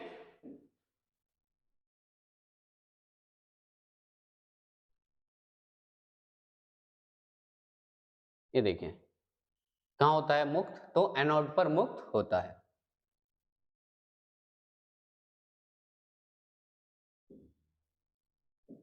नेक्स्ट अगला है जल का वैद्युत अपघटन। किसका वैद्युत अपघटन करेंगे जल का, यानी वाटर, फॉर्मूला क्या है तो H2O। जब इसमें विद्युत धारा पास करते हैं यानी वैद्युत अपघटन करेंगे, विद्युत धारा प्रवाहित की जाती है, तो विद्युत धारा प्रवाहित करेंगे तो हाइड्रोजन क्या होगा अलग और ऑक्सीजन अलग। एक्चुअली हाइड्रोजन एक्सेप्शन है, पीरियोडिक टेबल में जितने सारे गैस है सबके सब क्या है तो अधातु है, लेकिन हाइड्रोजन नहीं है। किसी भी तत्व की परमाणु संख्या उसके परमाणु द्रव्यमान के बराबर नहीं है, लेकिन हाइड्रोजन में है। ठीक है, न्यूट्रॉन लगभग सभी तत्व में है लेकिन हाइड्रोजन में नहीं है। ठीक है, तो जब इलेक्ट्रोलाइसिस करेंगे इसका तो क्या हो जाएगा हाइड्रोजन अलग हो जाएगा और ऑक्सीजन अलग हो जाएगा। हाइड्रोजन पे चार्ज प्लस होता है और ऑक्सीजन पे चार्ज क्या होता है माइनस होता है, तो ये जो हाइड्रोजन है ये किस पे चला जाएगा तो कैथोड पे चला जाएगा, जबकि ऑक्सीजन पे चार्ज माइनस है इसलिए किस पे चला जाएगा तो ये एनोड पे चला जाएगा। वही मिलेगा, जल से होकर विद्युत धारा प्रवाहित करने पर जल अपघटित होकर H2 और O2 देता है। क्या क्या बनाता है तो H2 और O2 बनाता है। ठीक है, और ये J2 नहीं है ये H2 है। H2 गैस कहाँ चला जाता है तो कैथोड पर, क्योंकि इस पे चार्ज क्या होता है प्लस, तथा जो O2 गैस है ये कहाँ चला जाएगा तो एनोड पर मुक्त होती है। ठीक है, तो वैद्युत अपघटन समझ में आ गया होगा। अगर आपको किसी तरह का भी क्वेश्चन वैद्युत अपघटन का मिले, उम्मीद करते हैं कि हो जाना चाहिए। पहचानने का तरीका, वियोजन और वैद्युत अपघटन में वियोजन अभिक्रिया में केवल गर्म करते हैं, वैद्युत अपघटन में विद्युत धारा पास करेंगे तो ये बढ़ जाएगा अलग अलग, एक कैथोड पे चला जाता है और एक एनोड पे चला जाता है। नेक्स्ट अगला है एकल विस्थापन अभिक्रिया। विस्थापन अभिक्रिया में सबसे पहले आपको रिएक्टिविटी सीरीज याद रखना है, ठीक है। अभिक्रियाशीलता समूह कि सबसे अधिक अभिक्रियाशील तत्व कौन सा है, उसके बाद कौन सा है, फिर कौन सा है, ठीक है। तो एक बार उसको देख लेते हैं।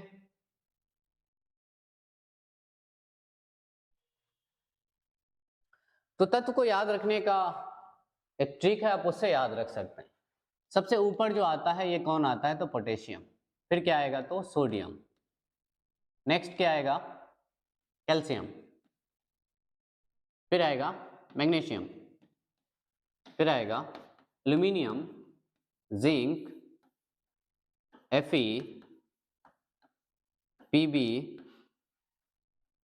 Hydrogen, copper, Hg,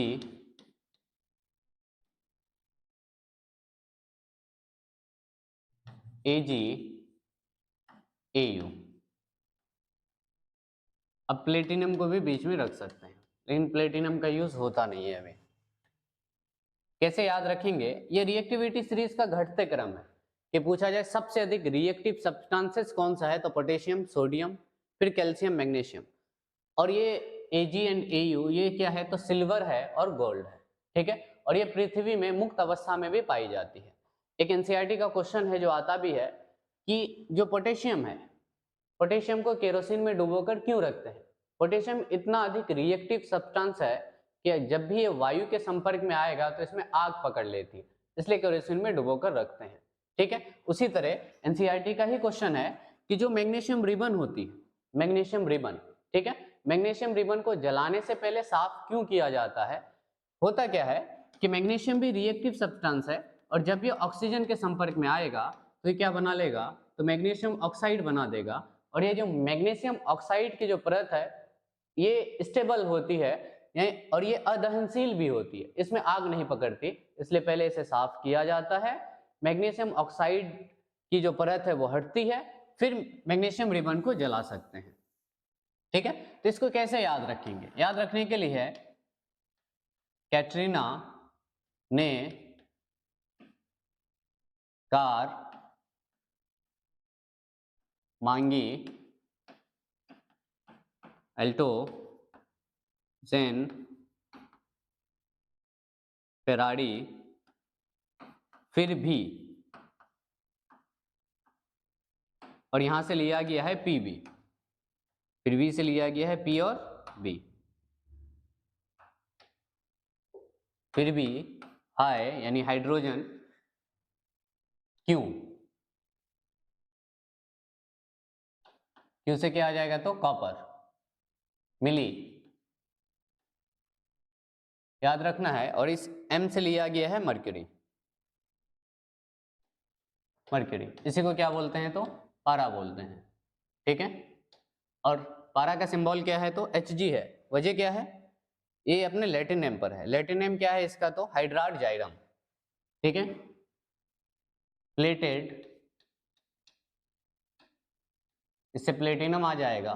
silver, silver का सिंबल क्या है, तो Ag और डी, ठीक है। इसको याद करने के लिए आप 2, 3, 5, 10 बार पढ़ेंगे तो अपने आप याद हो जाएगा। रिएक्टिविटी सीरीज का पूरे केमिस्ट्री में काम पड़ता है।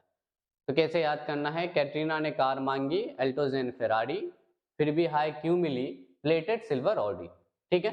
अगर आप इस सीरीज में याद रखते हैं, शुरू का तो याद रहेगा। अगर मैं पूछ लूं कि बताना है एल्यूमिनियम और आयरन में कौन ज्यादा रिएक्टिव है, तो आपको ये सीरीज याद होनी चाहिए कि कैटरीना ने कार मांगी, अल्टो, जेन, फेरारी, यानी अल्टो के बाद क्या आया, फेरारी, यानी एल्यूमिनियम के बाद आयरन आया। इसका मतलब एल्यूमिनियम ज्यादा रिएक्टिव है और आयरन उससे कम रिएक्टिव है, और इसका काम विस्थापन अभिक्रिया में भी पड़ेगा और आगे के चैप्टर्स में भी पड़ेगा। तब आते हैं एकल विस्थापन अभिक्रिया में।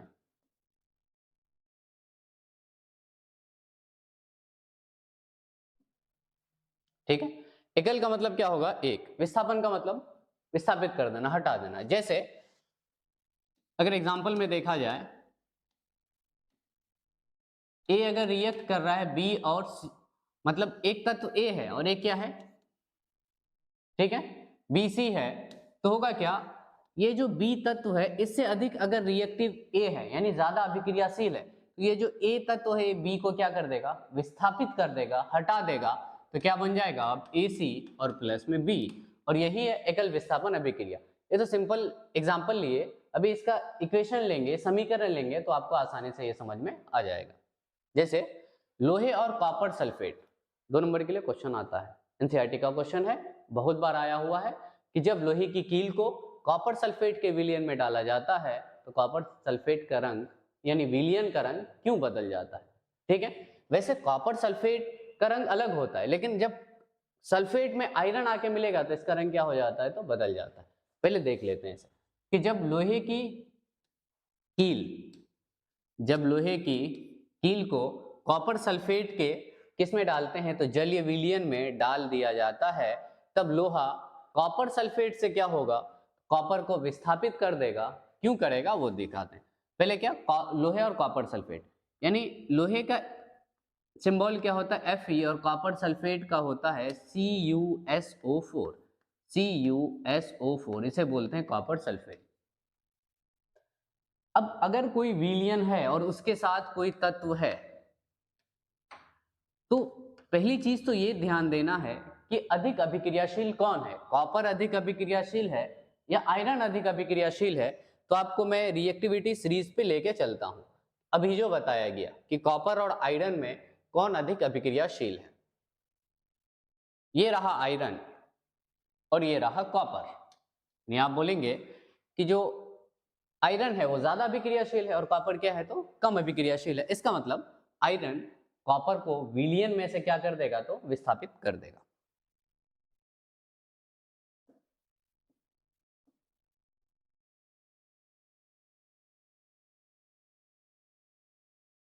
ठीक है, यानी आयरन अधिक अभिक्रियाशील है, इसका मतलब ये जो आयरन है ये कॉपर को क्या कर देगा, तो विस्थापित कर देगा।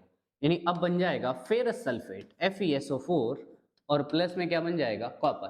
कितना तत्व विस्थापित हुआ, केवल एक, इसलिए इस विस्थापन को बोलेंगे एकल विस्थापन। द्विविस्थापन भी होता है जिसे उभय विस्थापन भी बोला जाता है। ये है एकल विस्थापन, एक तत्व विस्थापित हो रहा है। ठीक है, नेक्स्ट आते हैं इसका, अगला है उभय विस्थापन अभिक्रिया।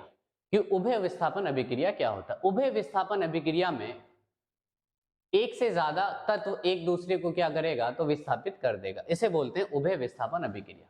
जैसे अब एग्जांपल लेते हैं कि ऐसी अभिक्रिया जिसमें दो यौगिक अपने आयनों का आदान प्रदान करके क्या बनाएगा, नया यौगिक बनाएगा, तो उसे बोलेंगे उभय विस्थापन अभिक्रिया। जैसे एक मिनट कलर चेंज कर लेते हैं, विजिबल नहीं होगा सही से। AB का रिएक्शन करवाए किससे, तो PQ से, तो क्या होगा, ये AP को रिप्लेस करेगा, यानी दोनों एक दूसरे के प्लेस को बदल देता है। अब क्या बन जाएगा, PB और प्लस में क्या होगा, तो AQ। ठीक है, पहले Q के साथ कौन था, Q के साथ P था। ठीक है, और B के साथ कौन था, तो A था। ये दोनों एक दूसरे को क्या कर देता है, डिस्प्लेस कर देता है, इसलिए इसे बोलते हैं डबल डिस्प्लेसमेंट रिएक्शन। दो तत्व अपने जगह को क्या कर दिया, तो बदल दिया, तो ये हो गया डबल डिस्प्लेसमेंट रिएक्शन, उभय विस्थापन अभिक्रिया। ठीक है, एग्जांपल पे आते हैं कि जो सिल्वर नाइट्रेट है और सोडियम क्लोराइड है, ठीक है, ये आपस में जब रिएक्ट करेगा तो ये डबल डिस्प्लेसमेंट रिएक्शन करता है, यानी उभय विस्थापन अभिक्रिया करता है। कैसे करता है, क्या है, तो सिल्वर नाइट्रेट, और सिल्वर नाइट्रेट का फॉर्मूला होता है AgNO3। ठीक है, सॉरी AgNO3 होल 2, ठीक, प्लस सोडियम क्लोराइड, और सोडियम क्लोराइड को बोलते हैं NaCl। ठीक है, और जब ये रिएक्शन करेगा तो Ag किसके साथ चला जाएगा, Cl के साथ, और Na किसके साथ चला जाएगा, NO3 के साथ। ठीक है, तो क्या बन जाएगा, NaNO3 और प्लस में AgCl2। ये डबल डिस्प्लेसमेंट रिएक्शन है, द्विविस्थापन अभिक्रिया है। ठीक है, वही लिखा गया है कि सिल्वर नाइट्रेट के विलयन में सोडियम क्लोराइड के विलयन डालने पर क्या होता है, सोडियम क्लोराइड और सोडियम नाइट्रेट बनते हैं, और सिल्वर क्लोराइड सफेद अवक्षेप के रूप में प्राप्त होता है। सिल्वर क्लोराइड जो है सिल्वर क्लोराइड किस रूप में प्राप्त होगा, तो सफेद अवक्षेप के रूप में प्राप्त होगा। और क्योंकि ये अवक्षेप बन रहा है इसलिए आप एरो से दिखा सकते हैं। और जब भी अवक्षेप बनेगा वो अविलेय होगा, यानी किसी विलयन में से किसी ठोस का अलग हो जाना जो अविलेय हो, यानी किसी में और दोबारा मिले ना, डिसॉल्व ना हो, उसको बोलते हैं अवक्षेप। ठीक है, नेक्स्ट आते हैं इसका। अगला है अवक्षेपण अभिक्रिया। अवक्षेपण अभिक्रिया वही क्या हो जाना, तो अलग होना। कि कुछ ऐसी रासायनिक अभिक्रियाएं होती है जिसमें क्या होगा कि जैसे इससे पहले वाला रिएक्शन अभी आपको बताया गया, AgCl जो है, जनरली एग्जाम में जो क्वेश्चन आता है वो पूछ देगा कि कौन अवक्षेपण निम्न में से कौन अवक्षेप है, तो एग्जाम में आपको AgCl मिल जाता है ऑप्शन में, ज्यादातर ऑप्शन में क्या मिल जाता है, तो ठीक है ये अवक्षेप मिल जाता है। इसको ठीक कर लें रिएक्शन को, ठीक है। तो अवक्षेपण अभिक्रिया पे आते हैं।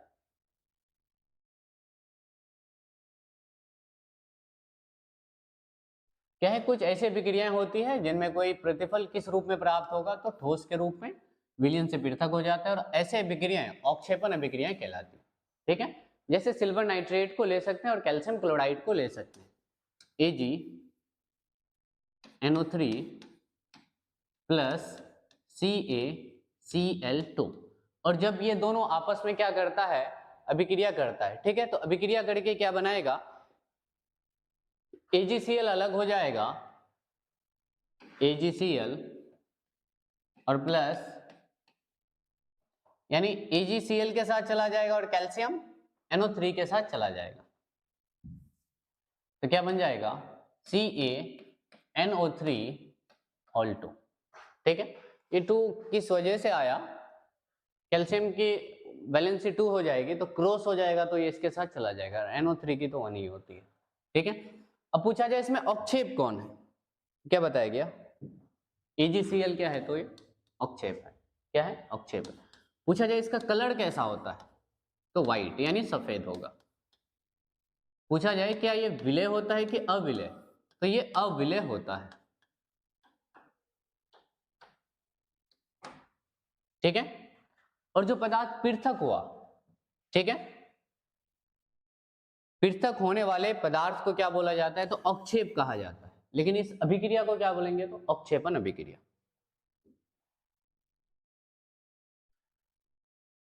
नेक्स्ट है उदासीनीकरण अभिक्रिया।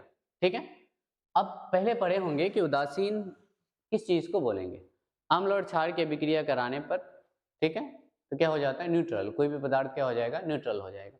तो उदासीनीकरण में भी हम लोग वही पढ़ेंगे कि अभिक्रिया कैसे होगी, तो अम्ल की अभिक्रिया किससे कराएंगे, अम्ल की अभिक्रिया क्षार से कराएंगे। ठीक है, क्या कराएंगे, क्षार से। तभी क्या बनाता है, तो ये लवण और जल का निर्माण करता है, यही उदासीनीकरण है। ठीक है, तब इसको हम लोग इक्वेशन में दिखाते हैं, कैसे, किसी भी एक अम्ल को ले लेते, जैसे HCl क्या है, हाइड्रोक्लोरिक अम्ल, ठीक है, एसिड है। क्षार में हम लोग सोडियम हाइड्रोक्साइड को ले लेते हैं, और जब ये दोनों आपस में अभिक्रिया करेगा तो Na किसके साथ, Cl के साथ, और H OH के साथ, तो क्या बन गया, NaCl और प्लस में H2O। आपको ध्यान देना है, रिएक्शन पहचानने के लिए भी देखिए, उदासीनीकरण अभिक्रिया को पहचानना है। अगर लवण और जल बन रहा है, अम्ल और क्षार है, तो ये उदासीनीकरण अभिक्रिया है। उदासीनीकरण अभिक्रिया में जब अम्ल और क्षार की अभिक्रिया कराते हैं तो लवण और जल का निर्माण होगा, यही उदासीनीकरण अभिक्रिया है। डेफिनेशन देख सकते हैं, ऐसी अभिक्रिया जिसमें कोई अम्ल किसी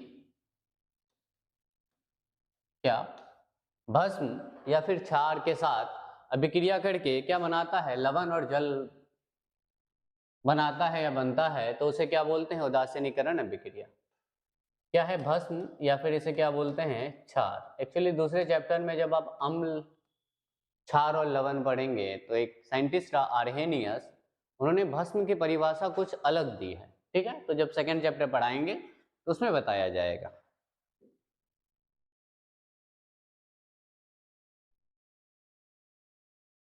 अगला है प्रकाश रासायनिक अभिक्रिया, कुछ देर पहले बताया गया, ठीक है।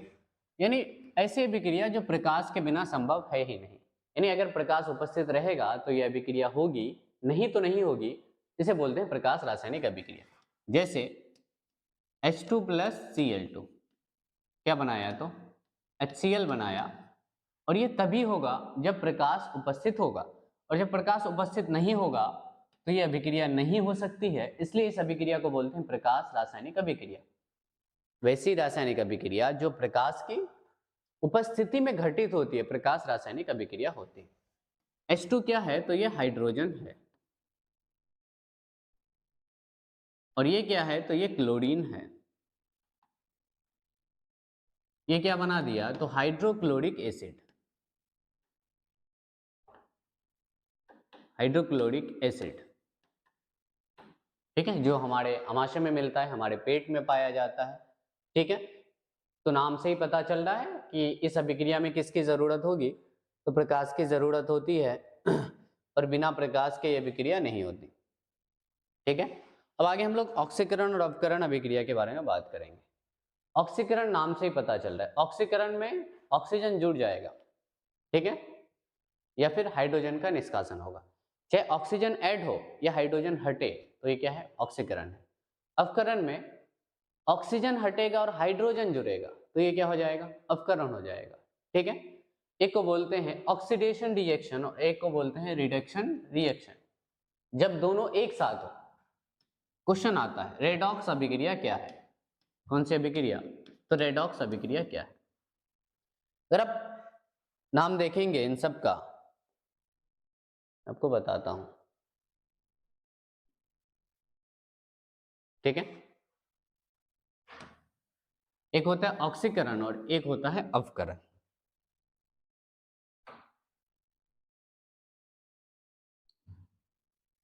ऑक्सीकरण,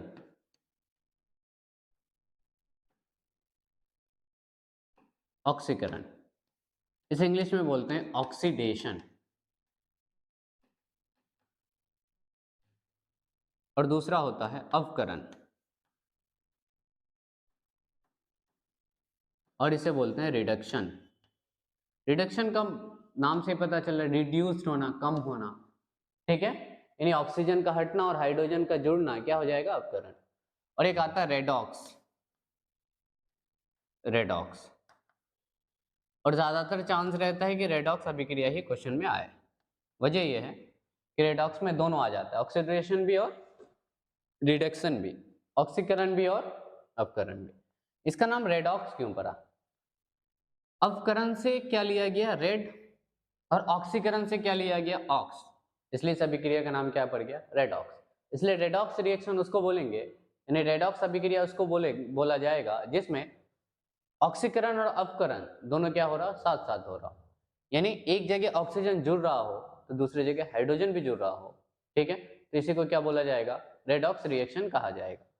जैसे अगर कॉपर का रिएक्शन ऑक्सीजन से कराते हैं और क्यूप्रिक ऑक्साइड बनाता है, तो ये ऑक्सीजन क्या हुआ, जुड़ गया, तो ये ऑक्सीकरण अभिक्रिया है।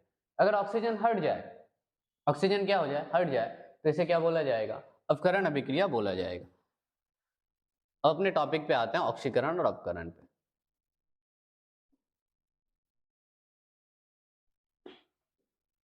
ठीक है, कि ऑक्सीकरण अवकरण अभिक्रिया किसको बोलते हैं। ऑक्सीकरण और जो अवकरण अभिक्रिया है, एक खास प्रकार की रासायनिक अभिक्रिया है जो हमेशा कैसे होती है, तो साथ साथ होती है, और साथ साथ हो तो इसका नाम क्या हो जाएगा, रेडॉक्स अभिक्रिया, ठीक है। और इस अभिक्रिया को क्या कहा जाता है, रेडॉक्स अभिक्रिया भी कहलाती है। क्या कहलाती है, तो रेडॉक्स अभिक्रिया भी कहलाती है, ठीक है। और ऑक्सीकरण किसको बोला जाएगा, ये एक ही जगह आ गया है इस टाइपिंग के वजह से।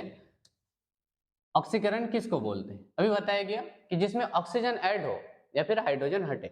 ऑक्सीकरण वैसी रासायनिक अभिक्रिया है जिसमें किसी तत्व या यौगिक से ऑक्सीजन का क्या हो, तो संयोग, यानी ऑक्सीजन जुड़ेगा और हाइड्रोजन का क्या होगा, तो निष्कासन होगा, ठीक है। अवकरण इसका जस्ट उल्टा है, ऑक्सीकरण में हाइड्रोजन जुड़ता है जबकि अवकरण में अपकरण में क्या हो जाएगा, ऑक्सीकरण में ऑक्सीजन जुड़ता है और जबकि अपकरण में ऑक्सीजन क्या होगा तो रिमूव होता है, यानी ऑक्सीजन का निष्कासन होगा किसमें, तो अपकरण में। यहाँ पे हाइड्रोजन का निष्कासन होता है तो अपकरण में क्या हो जाएगा, हाइड्रोजन का संयोग होगा।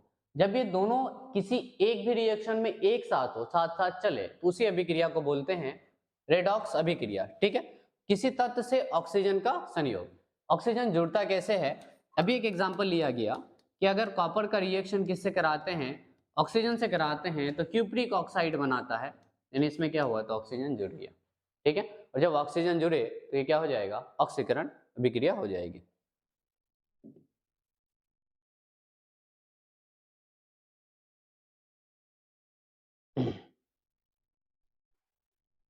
और किसी यौगिक से हाइड्रोजन का क्या होना तो निष्कासन होना, इसे क्या बोलेंगे,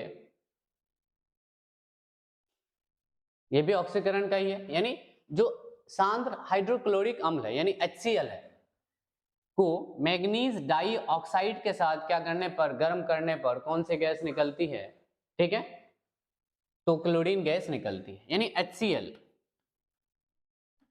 किसके साथ, मैग्नीज डाई ऑक्साइड MnO2, इसके साथ गर्म करेंगे।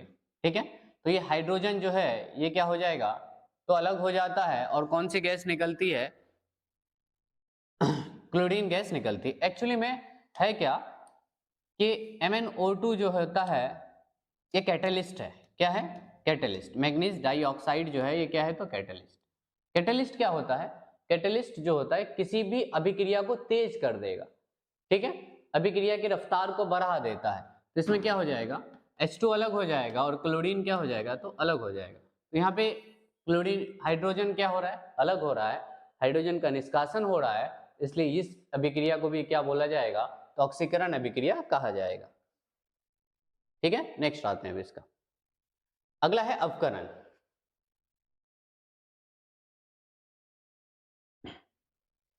क्या है अपकरण, अपकरण अभिक्रिया जो है वो ऑक्सीकरण के बिल्कुल अपोजिट है। ठीक है, हाइड्रोजन का क्या होगा तो संयोग होगा और ऑक्सीजन का निष्कासन होगा। ऑक्सीजन का क्या होता है निष्कासन, ऑक्सीकरण में इसका उल्टा था। ठीक है, तो अगर हाइड्रोजन का संयोग हो रहा है तो किसी तत्व से हाइड्रोजन का संयोग ऑक्सीजन के साथ हाइड्रोजन का संयोग होने के फलस्वरूप जल बनता है। ठीक है, जैसे एग्जांपल में हम लोग ले सकते हैं कि ये हाइड्रोजन है और ये ऑक्सीजन है, क्या बन गया तो H2O बन गया। पहले ऑक्सीजन क्या था, अलग हो था, अब इसके साथ क्या जुड़ गया, हाइड्रोजन जुड़ गया, और हाइड्रोजन का जुड़ना ही क्या है तो अपकरण है। ठीक है,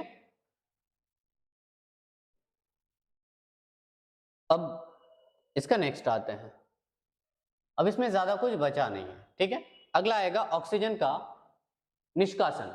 ऑक्सीजन निष्कासित इसमें कैसे होता है, तो इसमें जो क्यूप्रिक ऑक्साइड जो है, ठीक है, इसमें हाइड्रोजन गैस प्रवाहित करेंगे। क्या प्रवाहित करेंगे तो hydrogen gas, cupric oxide CuO कौन सी गैस प्रवाहित करते हैं तो हाइड्रोजन गैस प्रवाहित करते हैं, तो कॉपर अलग हो जाएगा और ऑक्सीजन क्या होगा, अलग होगा। तो इसमें ऑक्सीजन का तो निष्कासन हुआ ना, जब ऑक्सीजन अलग हुआ तो ये कौन सी अभिक्रिया, अपकरण अभिक्रिया।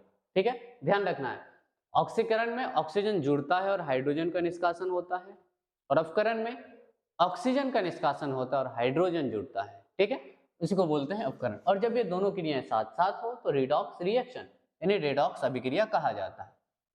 अब नेक्स्ट जो आगे हम लोगों का इस चैप्टर में बचा है, ठीक है, वो ज्यादा कोई खास है नहीं, और इसमें से क्वेश्चन बनता भी अच्छा बनता है। इस चैप्टर को मैंने कोशिश किया है कि एग्जाम ओरिएंटेड थोड़ा सा छोटा किया जाए है कि दैनिक जीवन में ऑक्सीजन अपकरण के प्रभाव, क्या ऑक्सीजन और अपकरण का प्रभाव है हमारे दैनिक जीवन में, तो भोजन का पचना, भोजन के पचने में ऑक्सीकरण का बहुत काम है। ठीक है, यानी ऑक्सीजन हमारे भोजन के साथ जाके मिलके आमाशय में जाएगा। ठीक है, और भोजन को पचाने में मदद करता है। हमारे भोजन में मुख्यतः क्या तो मुख्यतः कार्बोहाइड्रेट रहता है। ठीक है, और जब पाचन की क्रिया होती है तो पाचन की क्रिया के क्रम में ये स्टार्च में अपघटित हो जाता है, यानी स्टार्च में टूट जाएगा और ग्लूकोज बनता है। क्या बनता है तो ग्लूकोज।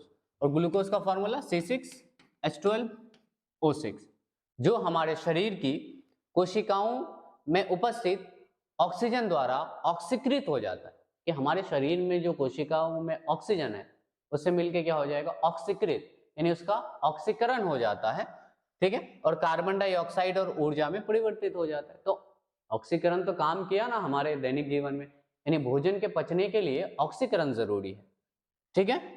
नेक्स्ट आते हैं, अगला है भोजन को दुर्गंधित होने से बचाना, ठीक है। ये आप भोजन का दुर्गंधित होना, भोजन जो खराब होती है वो किस वजह से होती है। भोजन को लंबे समय तक अगर खुला छोड़ दिया जाए, ठीक है, आज के डेट में तो फ्रीज आ गई है तो फ्रीज का यूज हो जाता है, ठीक है, अभी ठंडी का टाइम है तो ज़्यादा फर्क भी नहीं पड़ता है, लेकिन गर्मी के टाइम में बहुत ज़्यादा गर्मी हो, ठीक है, और बहुत लंबे समय तक भोजन को क्या कर दें तो खुला छोड़ दिया जाता है, ठीक है, तो उसमें गंध आने लगती है, क्या होती है तो दुर्गंध। फूड पॉइजनिंग भी इसी की वजह से होती है। इसका कारण ये है कि भोजन में जो वसा है या तेल है, जब ये काफ़ी समय तक रहता है और वायु के साथ रिएक्ट करेगा, ठीक है, तो इसमें ऑक्सीजन आके मिल जाता है, यानी इसका ऑक्सीकरण हो गया, और जब ऑक्सीकरण हो गया, ठीक है, तो ये ना तो खाने लायक रहता है और इसमें से खराब गंध भी आने लगती है, यानी दुर्गंधित हो जाता है, ठीक है। अब कुछ उपाय है जिसके द्वारा भोजन को खराब होने से बचाया जा सकता है, ठीक है। पहला क्या है कि वसायुक्त भोजन में एक विशेष प्रकार का पदार्थ एंटीऑक्सीडेंट मिला देने पर, क्या मिला देने पर, अगर हम लोग उसमें एंटीऑक्सीडेंट का मतलब है जो ऑक्सीकरण होने ही ना दे, ऑक्सीकरण को ही रोक दे, ठीक है। एंटीऑक्सीडेंट अगर भोजन में मिला देते हैं तो ऑक्सीकरण क्या हो जाएगा, रुक जाएगा, और जब ऑक्सीकरण रुक जाएगा तो भोजन दुर्गंधित नहीं होगा। ये पहला चीज है कि हम लोग भोजन को दुर्गंधित होने से कैसे बचा सकते हैं।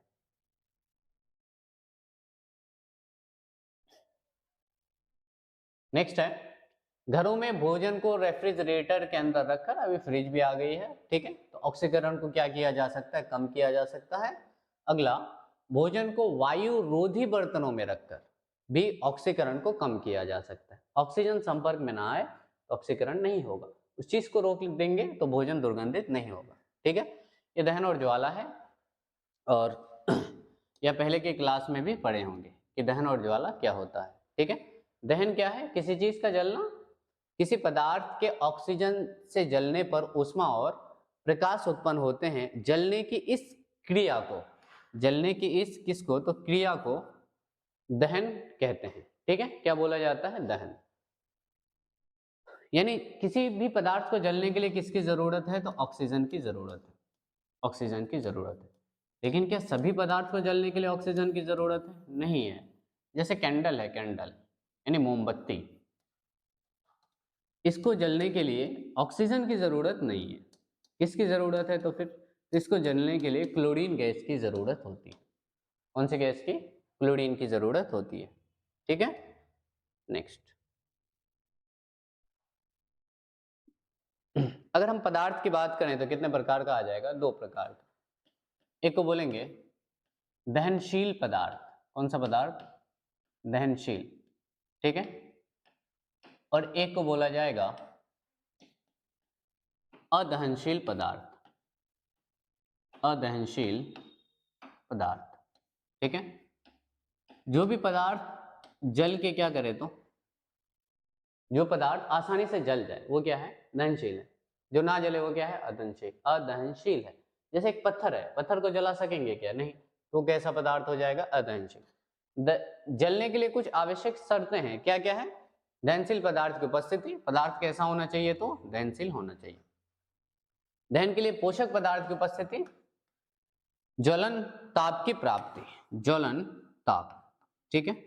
अब अलग अलग पदार्थ की ज्वलन ताप अलग अलग होती है, वो डिपेंड करता है पदार्थ की प्रकृति पर। जैसे अगर हम पेट्रोल की बात करें और पेपर यानी कागज की बात करें तो दोनों की ज्वलन ताप अलग अलग है। मान लेते हैं पेट्रोल को अगर हम 10 डिग्री सेंटीग्रेड पे गर्म करेंगे तो ये जल जाता है, मान लेते हैं, और पेपर को कितना तो 20 डिग्री सेंटीग्रेड, ठीक है। तो ये जो ज्वलन ताप होता है वो पदार्थ के प्रकृति पे डिपेंड करेगा, तो ज्वलन ताप तक पहुंचना जरूरी है। सपोज पेपर को हम 18 डिग्री सेल्सियस तक गर्म किए, तो क्योंकि हम ज्वलन ताप तक नहीं पहुंचे इसलिए ये जलेगा नहीं। पेट्रोल का ज्वलन ताप जितना है उतने तक गर्म करना भी जरूरी है। ठीक है, किसी भी पदार्थ को जलाने के लिए उसके ज्वलन ताप तक पहुंचना जरूरी है।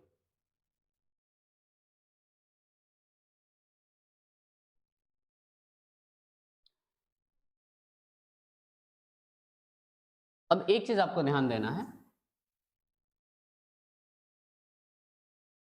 जो एलपीजी होती है, क्या तो एलपीजी क्या है, liquefied petroleum gas, liquefied petroleum gas. ठीक है, इसमें एक चीज छूट गया है इसलिए वो बता दे रहा है। एलपीजी की कोई गंध नहीं होती अपनी, ठीक है, और इसमें एक खास पदार्थ मिलाई जाती है ताकि अगर एलपीजी लीक हो तो उसका पता लग सके।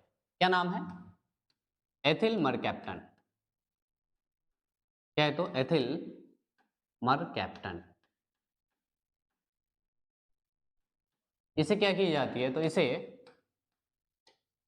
एलपीजी में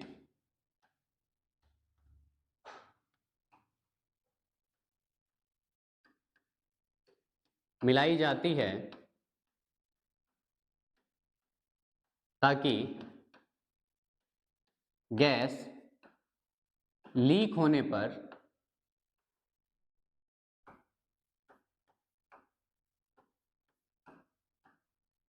पता चल सके।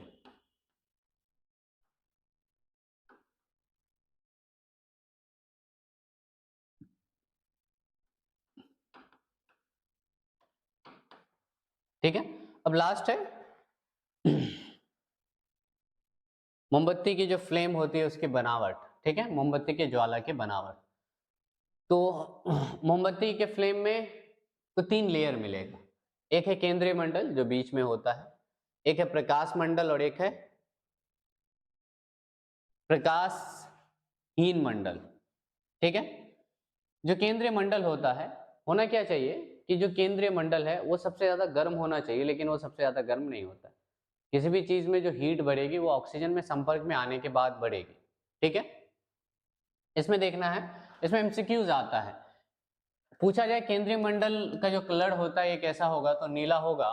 ठीक है, और प्रकाशमान मंडल का पूछा जाए तो इसमें ऑक्सीजन की अपर्याप्त आपूर्ति के कारण, अपर्याप्त क्या आपूर्ति के कारण मोम के वाष्प का अपूर्ण दहन होता है। ये ज्वाला का सबसे बड़ा भाग है। पूछा जाए कि ज्वाला का सबसे बड़ा भाग कौन है, तो प्रकाशमान मंडल। एक प्रकाशहीन मंडल होती है और इस भाग में मोम का वाष्प का पूर्ण दहन होता है। मोम का जो वाष्प है ये पूरी तरह से जलेगा किसमें, तो प्रकाशहीन मंडल में, क्योंकि इसमें क्या होता है, ऑक्सीजन की आपूर्ति पर्याप्त होती है, यानी ऑक्सीजन अच्छे तरह से मिल जाता है, और ये ज्वाला का सबसे गर्म भाग है। जहां भी ऑक्सीजन ज्यादा होगा, ऑक्सीजन के संपर्क में आएगा, तो क्या होगा, वहां पे हीट ज्यादा होता है। ठीक है, और इस चैप्टर में एग्जाम ओरिएंटेड और पूरे चैप्टर को कंपाइल करके बनाया गया वन शॉट है ये, और उम्मीद करते हैं कि इसको देखने के बाद कोई दिक्कत नहीं होनी चाहिए। इसके बाद नेक्स्ट जो आएगा इसी चैप्टर का एमसीक्यूज आएगा जो पिछले 10 सालों में पूछ लिया गया है। ठीक है, और अगर आप अभी तक हमारे चैनल को सब्सक्राइब नहीं किए हैं तो सब्सक्राइब ज़रूर करें और अपने दोस्तों के पास भी ज़रूर भेजें। और आज के लिए इतना ही, थैंक यू।